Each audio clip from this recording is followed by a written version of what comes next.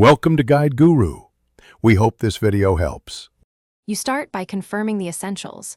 iPad OS is updated and you're signed into your Apple ID so settings sync.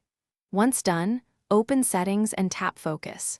Create a new focus named for the task you want to lock into, for example, deep work. Choose Allowed Notifications.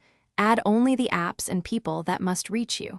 Make sure to enable Schedule only after you test the manual toggle. This gets you into the only streamlined method for using Focus on iPad.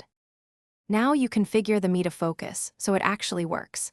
You add which people and apps can notify you and set calls to allow favorites if needed. This prevents urgent interruptions. Next, adjust the home screen to hide notification badges and select a minimal app page to surface only what you need. Then customize the lock screen behavior to dim or silence notifications and enable smart activation if you want automatic switching later. These steps control what reaches you and why each. Finish by automating and verifying. Set a schedule or enable smart activation so focus turns on automatically. Pick times, locations, or app usage triggers. Share focus status so messages show you're silenced, and make sure Focus Sync is enabled in iCloud to apply settings across devices.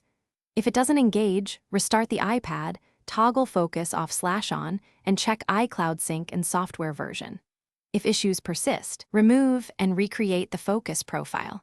That single workflow is the only reliable way to use Focus on iPad.